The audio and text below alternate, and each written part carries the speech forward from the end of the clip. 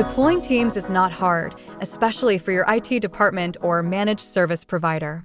They simply purchase licenses for every user. Each user downloads the desktop and/or mobile apps, and Teams is installed. In the past, we've stuffed our episodes with best practice advice for how to get your organization to strategically use Teams. But there are at least 3 other techie things you should ask your IT department to do in the global admin settings in order to get the most benefit from this awesome tool.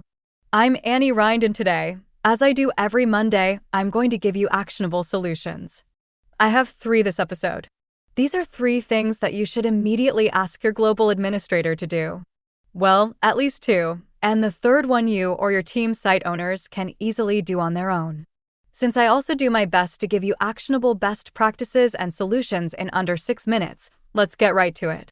I am not going to tell you or your administrators step-by-step instructions because Microsoft might change menus or methods by the time you listen to this episode. So, as I always recommend, you should ask Copilot how to do the 3 things I'm going to recommend. As you have probably heard me repeat several times over the last year or 2, how-to videos and instructions are almost useless these days.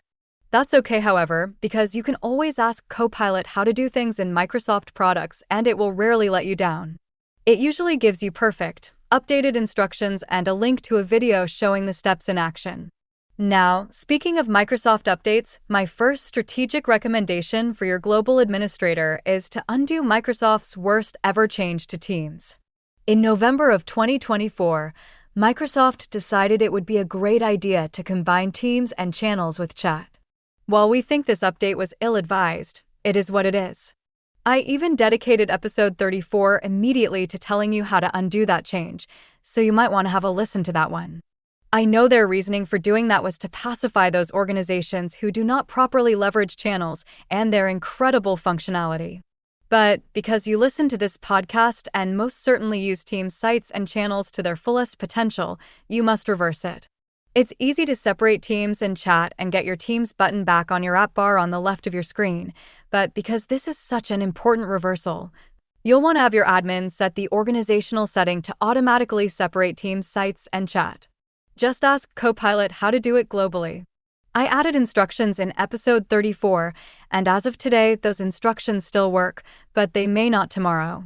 Secondly, you absolutely want to globally remove the ability for team members to add, delete, and change channels in any way. Because your organization is better than the average organization, and since you implement the best practices I share on this podcast, you do not want team members undoing the awesomeness you build into the channels. Microsoft has this pie-in-the-sky belief that all employees will become Teams and SharePoint power users, so they give members too much authority. Of course, most will not become wizards at Teams, so yank those privileges before they undo your Teams infrastructure. Again, that can be done globally, so just have your admin ask Copilot how to do that. And finally, this last one is not urgent, but it is certainly something you should seriously consider doing. Unfortunately, this cannot be done globally at this time, so it has to be done manually in each individual team site. You want that first default channel, that one you are required to name when you build a new team site. You want to restrict that channel so that only the team site owner can post. Here's why.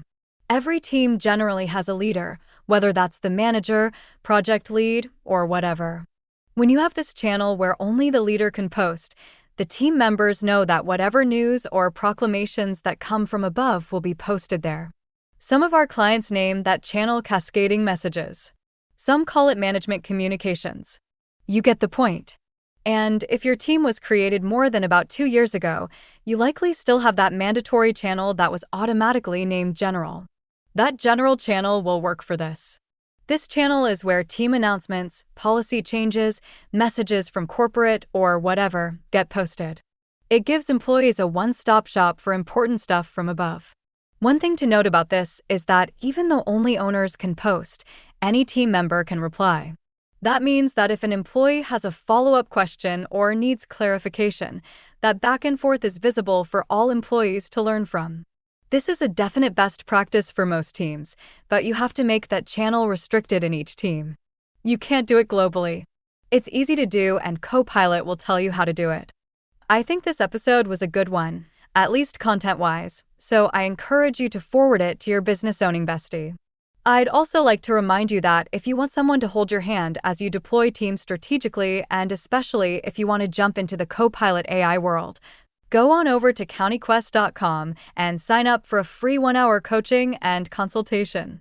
Arnie won't pressure you in any way, and just between you and I think he gives away entirely too much good information during such calls.